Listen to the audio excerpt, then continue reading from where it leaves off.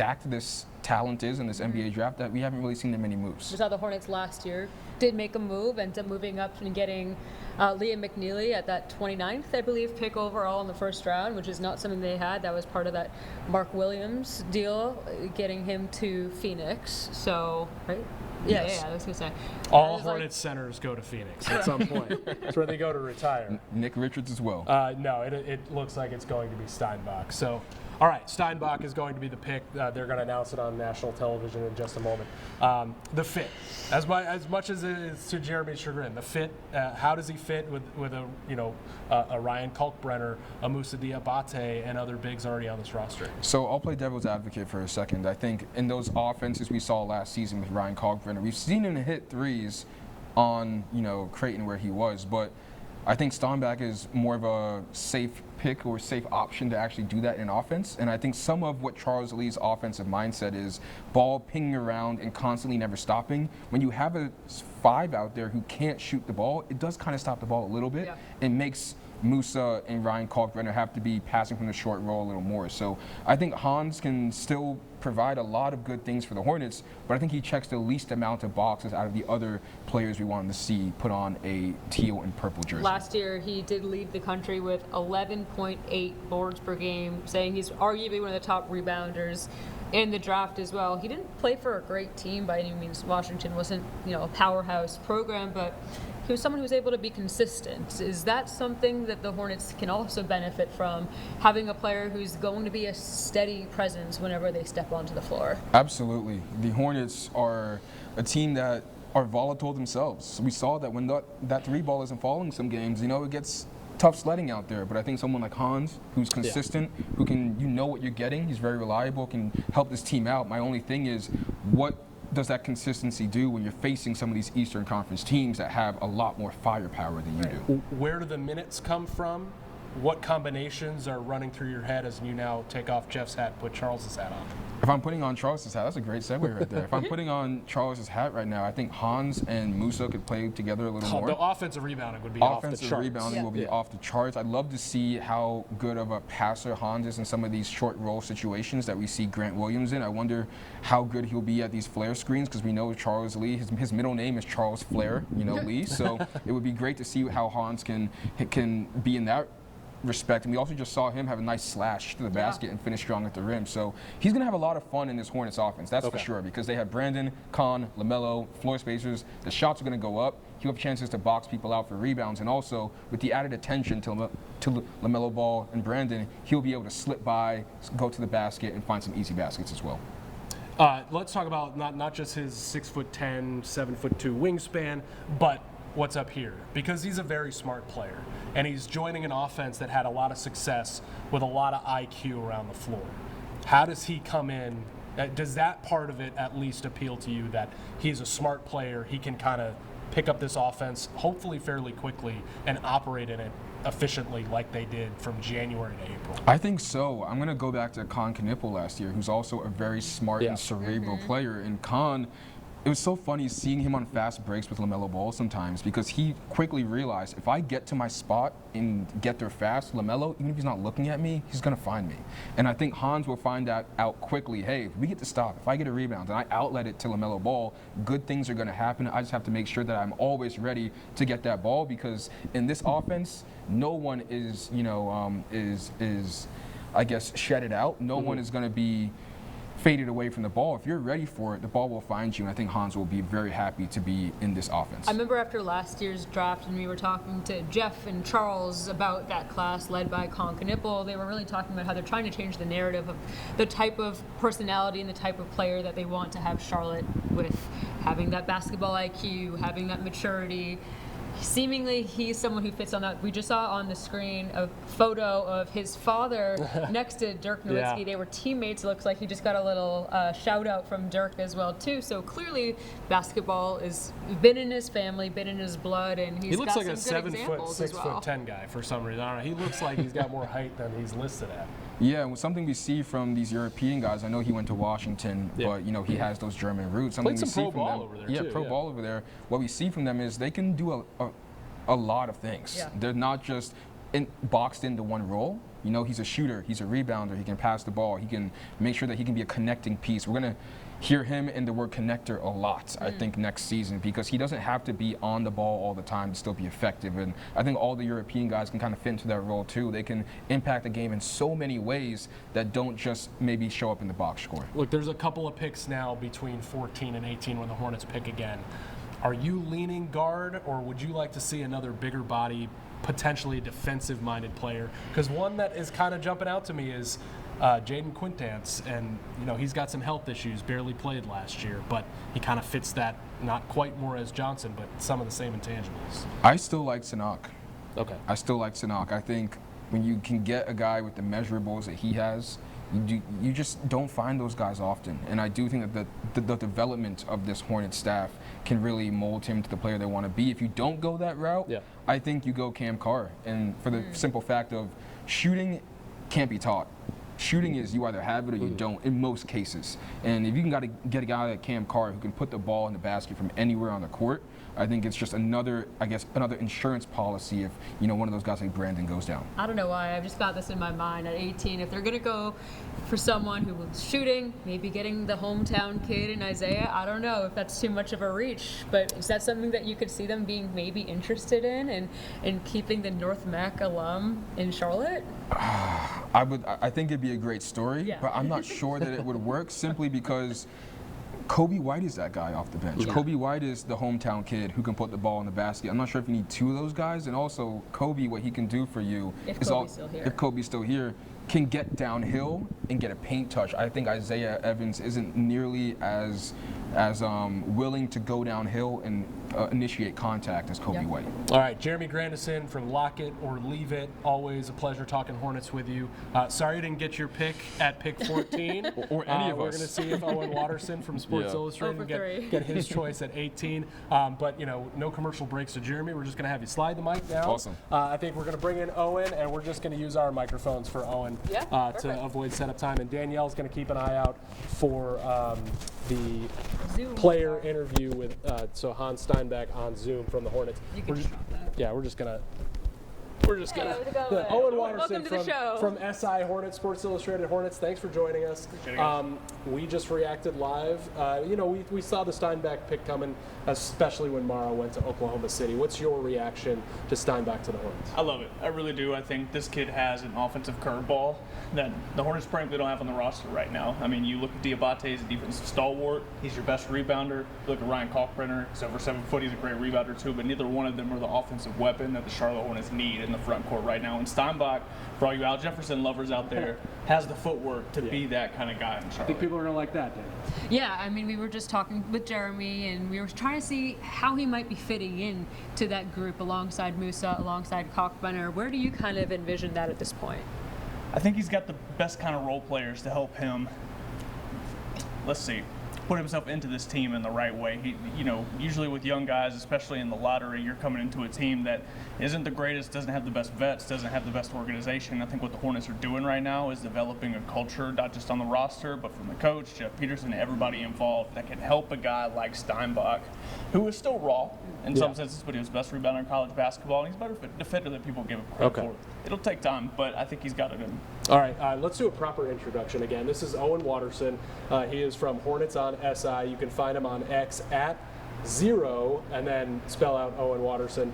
And then also he runs the at Hornets History X account, which is taking off because you're just tapping into like the nostalgia of this place. And you entered the beat, I think, mid-season last year. So do you think this played out? How do you think Jeff Peterson truly feels about how this played out? I know what he's going to say to us, that they got their guy, but how do you think, seeing Morez Johnson go off the board, seeing Yaxel go off the board, and then Mater go off the board? I think the big thing is Morez. I think a lot of us were starting to get a little worried about Yaxel and the workout concerns. I would have to take those draft workout reports seriously. Mara is a guy that really reminds me of Kalkbrenner, but a little bit faster, has the ability to get out and transition more than Kalkbrenner, but again, not that curveball offensively. I think is so important for this roster to reach its ceiling. Morez, I think, is the other guy that they really would have wanted. I think he's the best defender in this draft. I think he's got all NBA defense team potential for sure. switchable 2 through 5 at the very least. It was never going to happen with Dusty May at number 9 going to Dallas as their new head coach. So with that, do you think there was a scenario that Jeff was trying to take some calls to see if they could have moved up in this draft to get a guy like Morez, or do you think that they always felt like 14 and 18 are where we want to be staying? Well, yeah, I'm not sure if you guys were watching live, but Adam Silver came to the podium and gave us a little bit of a scare there for a second, and we thought we were going to get a trade. We don't have any audio, and we saw Shams pop up, so we were actually scouring X for a trade. Well, if you guys happen to miss the Giannis trade to Miami the other day, they traded 13 to Milwaukee. It was listed as Miami, so he has to say that. Yeah, so we came it was a housekeeping thing. Absolutely, but it was right before the Hornets picked. Yeah. He certainly left us confused. At least they didn't go to commercial break like they tend to do when Charlotte teams pick. Yeah. Taco Bell commercial. Do in the case of Nicola you Jokic. think there could have been a move to be made to go up to get Morez? I mean, 9 is a long way to go. I've heard really good things about this guard class. I think there's a reason 5, 6, 7, and 8 were all guards. Everybody was really high on them. We've heard Jeff Peterson say the same thing. I expected one big to go in there, but ultimately I really think there's not much more they could have done to get a guy that fits their team the way they need next year to try and win more than 44 games. All right, so we've got 15. The pick is in. That is Chicago. We know the Hornets are back on in 18, so just a couple picks away from another one. We're waiting on the Zoom for Steinbach to be joining us too. There are just links, a little Danielle, bit. that doesn't say timing, so you'll be able to record it. Yeah, Sorry, you're getting behind the scenes look at how we have to operate, because we have to get ready for 11 o'clock on TV, which means we're going to end here at 10 o'clock.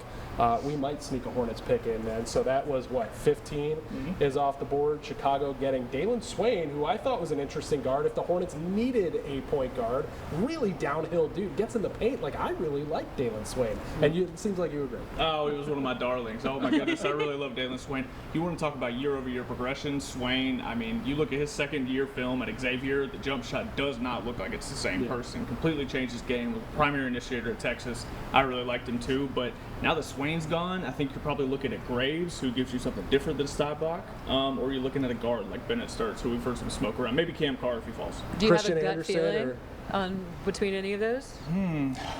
I really like Sturts. He's the kind of guy that if you're looking for somebody to replace Trey Mann in a third guard role, ultimately Bennett Sturts, he's got proven volume, he's got proven usage and proven production. And if you're going to give a third guard 8 to 12 minutes a game and expect them to do well, Sturts is the guy that undoubtedly can do that. We will overreact to the Kobe White situation if the Hornets pick a guard like Sturts, but should we? No, I really don't think so. I mean, we've heard a lot of smoke. Ultimately, I just think Kobe's agent is doing his job. Yeah. I mean, I hate to say it in any other way than that, but, Kobe, we saw Quinn Cook a couple years ago say, I want an NBA championship, and I didn't sign with a team after that. My agent really wasn't that good, and I think Kobe's in the camp where he's got a pretty good agent. And maybe that's going to help his case in Charlotte, too, in getting him more of a contract that he wants and probably should deserve, because he proved just how impactful he was on the back half of the season while he was in the rotation. Absolutely. All right, so talk to me about Allen Graves, because this is a guy that, as much college basketball as I watch and a lot of people watch, it just didn't come across him. Played at Santa Clara for 1 year. Sounds like there was a chance he could have gone to a big program, but he comes into the draft instead. And, kind of the long and short of him is I guess he's a 4, maybe, kind of a combo forward. Analytics, though, played a lot in his connection to the Hornets, at least externally. What do you think of him as a prospect? He's still got a lot of work to go. I think now that you've got a big man that can play center forward in Steinbach, I think you are a little bit happier to take a guy like Graves, who you don't have to expect so much of immediately. He's in 99th percentile in multiple rebounding statistics. Steinbach was the best statistical rebounder in terms of average, but Graves, you go look at the analytics. I mean, you were right about him being an analytics darling. I like Graves. Taking 2 bigs does kind of worry me now that Swain's gone. I really like Bennett Sturts with this team, regardless of if I think Kobe White's coming back. Phylon, you've got Christian Anderson from Texas Tech. You still go Sturts on those among those guys? Christian Anderson's tempting. I also really love LeBaron Phylon Jr. He's probably my favorite guard in terms of upside. I think he can get downhill really well. He is not afraid of contact. I think the 176 weight is a little bit over. I'm going to step away real quick. Okay. I think the weight on Phylon Jr. is a little bit over-discussed. I mean, when you're worried about a guy that's 176 pounds, he's usually, Trae Young's height, like a 6'6", 6'1". Phylon's almost 6'5". He's got room to grow into that frame. I think if you weren't going to bring Kobe back, I think Philon's your best option at 18 because I think he's got the best upside. I really do. But Sturts gives you the ability to keep Kobe and really start working to move off Trey Man. All right, got to point out, this is why we drafted Danielle in the first round. Did 20 or 30 minutes of live streaming. Now was listening to the Zoom to make sure she knew when Steinbach was going to pop up, and now she's going to record the Hannes Steinbach interview with the local media, which you need to get on that call too, because we will let you go if you do. That'd be great. Okay, so is that coming up, Danielle? It looks like they just popped it up. Okay. Not Okay. up just yet. So we're going to let Owen Watterson go. We appreciate you, man. And what's your, give me one quick prediction on 18. Oh, I'm going to go with Sturts. I really am. If Swain wasn't gone, I'd go there. And last question, like, Trade. if they, the Hornets trade? No, Memphis trading 16. Bennett starts to OKC. Okay, so he's off the board. Let me just ask you this real quick. They pick up a big, and they're going to probably get a guard, a third guard. Does that sell you on getting to a playoff series and being able to compete in the playoff series? What else can they do? Certainly helps. You know, I think after the draft, whether they take a guard or another big, I think what they do with the mid-level exception is really, really important this summer, whether they split it, you know, between two guys or use it on one guy. I really think that'll be interesting. Also, if they take two rookies tonight, I think it'll be interesting to see what happens with Pat Connaughton's club option, because if they take two guys, you're going to start looking at a roster spot crunch, and Pat Connaughton is one of those guys that can move off. Owen Watterson from SI Hornets. Go talk to Hannes Steinbach. Thanks for joining us. Great job. And we'll do it again sometime. All right, Danielle is on an interview with Hannes Steinbach. The Memphis Grizzlies have just selected Iowa guard Bennett Sturts at number 16. That means number 17 is on the board, and the Hornets are one pick away. So just to recap here, let's just go recap the 9th pick by Dallas. Morez Johnson Jr. was kind of what set this whole thing in motion for the Hornets to miss out on Johnson. Then they miss out on Yaxel Lendeborg at 12, at 11 to Golden State. Adayamana, the big center from Michigan. So 3 Michigan guys. He goes number 12 to Oklahoma City. So the Hornets' most logical pick after that was somebody they were very connected to for the last couple of weeks, and that is Hannes Steinbach, a center or big out of Washington. He's got some shooting touch. He's the best rebounder in the country. We heard Jeremy Grandison talk about how he and Moussa Diabate can be paired together on the floor and be an absolute terror on the offensive boards. So Bennett Sturts, the guy that Owen Watterson just told us he liked as the Hornets' third guard if they were able to select him, he is now off the board. Looks like there was a trade involved in that selection, but he goes at number 16. 17 is the Oklahoma City Thunder, so they are on the clock at the moment. Kareem Lopez listed as the best player available. Christian Anderson Jr. after that. Alan Graves, who we just talked about. LeBaron Philon, who we just talked about. Chris Sanak, who we've talked about. Cameron Carr, who we've talked about. But we will see. It sounds like the Hornets are going to go guard at 18. We're going to stay on. I mean, we had a cutoff of 10. Sean, if you can hear me, just text me if you need to go. We've got people that need to get ready for the 11 o'clock news, including myself and Danielle. But we've got to keep you informed about who the Hornets take at 18. We'll do so on TV regardless of what happens here. But, you know, listen, the draft didn't play out like some wanted it to. A lot of people fell in love with Morez Johnson Jr. He was my pick. Thought the Hornets would have had to trade up to get him. I didn't think they'd have to trade into the top 10. He ultimately goes to 9 to Dallas, and, you know, Dusty May. I think you have to say the connection there, going from Michigan to the Mavericks yesterday, had something to do with that. I mean, he's his guy. He's a great defensive player in college who should be a plug-and-play defensive stalwart in the NBA to help protect Cooper Flagg. And he does provide some offense. He's developing his jump shot as he goes here, transferring from Illinois to Michigan last year. But 140 away from Oklahoma City's pick. And then the Hornets will be on the clock. Danielle is looking at Hannes Steinbach soon, I think. Danielle, you've got him? It's pulling up soon. All right, so we are going to hear from Hannes Steinbach on TV tonight at 11 o'clock. Native of Würzburg, Germany, 18.5 points, 11.8 rebounds per game. That was highest in the Big Ten. Played 35 minutes a game. He started all 30 games in his one season as a Husky. Big Ten all-freshman, all-Big Ten player. Field goal percentage was third in the conference at about 58%. 22 double-doubles for Hannes Steinbach last year. He's one of 14 freshmen in NCAA history to record 550 points, 350 rebounds in a season. The others are DeMarcus Cousins, Anthony Davis, Kevin Durant, Kevin Love, Robert Parrish, and several others. Steinbach scoring a season-high 29 points against UCLA and scored in double figures in all 30 of his games. His dad, Burkhard, as we mentioned, played for a Bundesliga team, that's the league there in Germany, professional league, and he coached Hans in the youth ranks. Hans played for Würzburg, so a little bit of a club professional type setting before he went to the United States to play at Washington. He's played internationally for Germany, helped Germany win the country's first U18. Pull that back up. Helped Germany win their first U18 gold medal at the FIBA Eurobasket Championships. So Hannes Steinbach, 6'10" out of Washington, gives the Hornets more size. Maybe doesn't necessarily help them from a rim protection standpoint, but can rebound, can pass, stepped out to shoot about 34% from beyond the arc, so a willing three-point shooter as a big. So we shall see what happens with Hannes Steinbach, but he is the 14th pick for the Hornets. Oklahoma City is picking now. I believe this is a trade as well, right? So this is the Memphis trade. Sorry, it's a little tough with no audio here.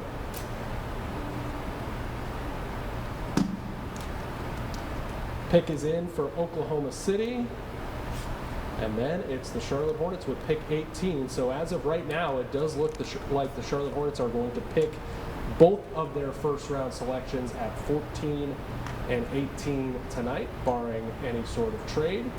They're showing Cameron Carr on the board. That is the guard that has also been connected to the Hornets from Baylor. Really good three-point shooter. Could be headed off the board ahead of Charlotte. But based on what we heard from both Owen and Jeremy, it does seem like guard is the next logical step here. And we will see who comes off the board. Locally, you've got Isaiah Evans. Looks like he's more of a back end of the first round pick, but he did get the invite to the green room in Brooklyn, so he is there. And we hope to hear his name soon. Don't think it'll be this soon.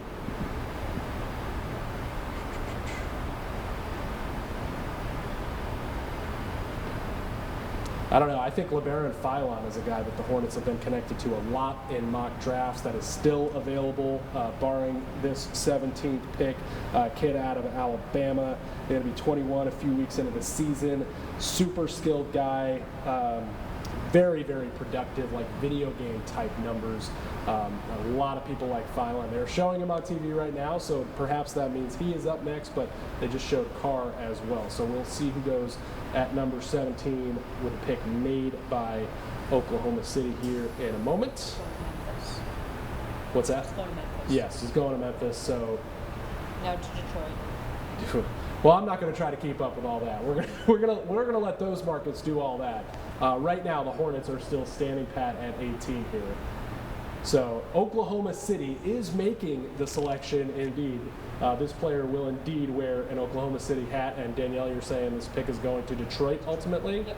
And it's going to be Ibuka Okori from Stanford, who was phenomenal as a freshman. He lit up North Carolina. This dude drives and gets into the paint. This is interesting because now that means Carr is on the board, if I'm not mistaken, and Philon is on the board for a potential guard pick here for the Charlotte Hornets. So let's break those folks down. Danielle, are you good? Yeah. Record the Steinbach interview, Yep, right? it's recording. We are waiting for him So still. Swain is off the board. Okori is off the board a little earlier than I thought. And like I said, I thought he was a phenomenal freshman for Stanford this past year. But, you're talking about Carr and Philon. So two combo guard type players. Philon from Alabama, 22 points a game. game, 50% from the field, great ball handler, and Cameron Carr from Baylor, who is a 6'4" guard with a 7-foot wingspan and can shoot the lights out and attack. You know, listen, these guys aren't going to be relied upon defensively, but they're going to. Kobe White is hopefully filling the LaMelo minutes, and then you need another guard beyond that. So this is a depth piece, future backup point guard potential. You saw Sion a little bit, but I think they needed more beyond what he can do, and someone who's able to shoot better too. We saw Sion doing it a little bit, but someone like a Carr, we've been seeing him linked a lot in the last 24-ish hours as one of the better guards in this group that was beyond that top 10 selection group that could be in the range of the Hornets. So as they're about to be on the clock, there's 3.5 minutes to go there. We could be seeing his name potentially. All right, so hang with us here. We're going to get you through the Hornets at pick 18, and then our director, our photographer, and we all have to get ready for the 11 o'clock news on WCNC Charlotte. We're going to see you right away from the top of the show with sound from Hannes Steinbach, their first pick at 14 out of Washington, and then hopefully hear from Jeff Peterson as well, president of basketball ops, who is scheduled to speak after the first round, but potentially after they're done making picks, if they deem to be done after 18, probably take a little longer. They just showed Jay Billis's best available on the screen, best 5 available. Sanok, still one of those names that we have kind of not talked about in the last 5 or so minutes, because he is maybe one of the bigger players, and if we're talking guards, yes, he's not fitting in that, but it's still another really good option of a guy who's big and athletic as well too. So he's coming out of Houston. He was productive in a good conference there as well too. Same one where Carr was playing over at Baylor. So another good option potentially there I too. told Kyle on WFNZ, like, I'd rather the Hornets come out with 2 big body guys of different varieties rather than a big and a guard, just because I like Kobe White so much. I mean, Owen and Jeremy stress the importance of getting that third guard, but to me, I'd rather have a guy like Sanak, who's I mean, he's a really good physical athlete that is hard to come by. So much different than Hannes Steinbach, if that's who they end up going with. So we will see what the Hornets do 1 minute 45 seconds from now. Interested to meet Hannes Steinbach. He's got an interesting background. Yeah, I think he seems like, from what we could see from the muted conversation with him and his family, he seemed excited. He seems, we're going to find out a little bit more about him when he joins this call, I believe, in the next couple of minutes as well, too. But it's always exciting. Imagining just these are the best nights of these young players' lives, hearing their names called, and wherever they end up. Yes, this is also a great team to end up on, because they have a proven record of developing young talent at a pretty good rate in the last couple of years too. So anyone has to be excited to be coming to Charlotte. And listen, give you a preview of the week ahead.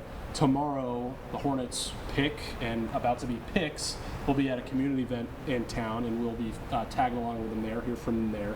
Thursday, and tomorrow night's the second round. Hornets don't have any second round picks as of now for this year. Have a whole lot after that. Thursday, though, will be our chance to sit down one-on-one with probably 2 Hornets first round picks.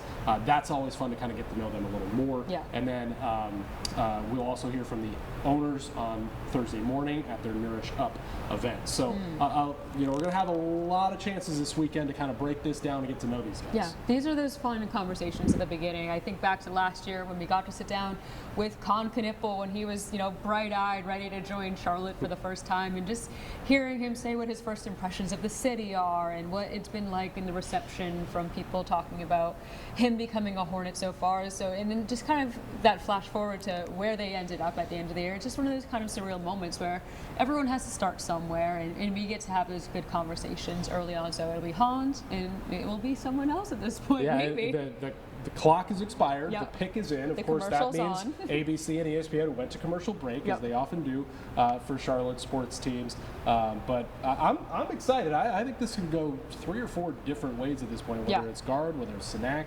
Kareem Lopez is a guy that's listed as one of the best available. I think that's going to cause a lot of. I'd be interested to hear sports radio. Kareem Lopez, a very unproven prospect out of Mexico. Some intangibles, but not a lot. on tape is you look at this draft. There's a lot of guys with a lot of college experience, more Right. than most drafts. I think at the end of the day, though, having the Hornets have 2 picks in the top 20, they got the position, they got the big that they wanted, and now they kind of get their pick of the litter. They could get a guard, they could get another big, they could choose whatever they think is maybe the best possible player. Not necessarily fit-wise is the most important, but if they see someone that they think is just such a talent that they want to be bringing onto their roster, it says the pick is in right now. So It's Christian Anderson, and that's from Hunter Bailey, our Okay. friend at Highway 49 Podcast, who we were going to have on tonight, but we ran out of time. We apologize to Hunter, but he did break the news for us here. So Christian Anderson, 6'1" guard from Texas Tech, who it's been a blur. I don't remember which one of our guests. I think it was Owen that said, that'd be really intriguing. Yeah. So, they get a guard, 18.5 points per game, 7.4 assists per game, which was 3rd in the country. So this is a guy you're bringing in. Hopefully Kobe White's in front of him, Right. but a guy you want to run the floor. an outstanding 3-point shooter, savvy pick and roll navigator. He's small. He's 6'3". Yeah, he's not that big, so 178. defensively he's going to get picked on. Right. So yeah, it is. He's not explosive. It says so. It does kind of limit what he's able to do in some ways. We're getting a look at him right now, celebrating with his family at his table, hearing his name called. So yeah, we've got another pick coming All to right, Charlotte. so I'm just going to kind of like the reaction to this tomorrow, I think, is going to kind of be like a little bit on the disappointing side when you talk about fans really wanting Morez Johnson There's Jr. an or interesting note. It Yexel did say Lindeborg. that he represents Germany on the international stage as well. What too. a connection so we to will his see new teammate. if they Yeah. have any sort of connections to one another Yeah. from playing together any facets with Germany. All right, so Hannes Steinbach, the big out of Washington, Christian Anderson, the All-American guard out of Texas Tech. That is likely it for the Hornets, not just tonight, but in this draft. No Yeah. second-round picks, no more first-round picks tonight. They've got a lot of capital. They could always trade back in here, trade in somewhere tomorrow. So we will keep you all posted. But thanks for hanging out with us. Thanks for bearing with us as we figure out how to do our TV job while we do the streaming job. But it's fun as always. Thanks to our guests, Owen Watterson and Jeremy Grandison. Sean, I know you got to get to the 11 o'clock news, so do we. We will see you all at 11 o'clock. You will hear from the Hornets draft picks. We'll see you then.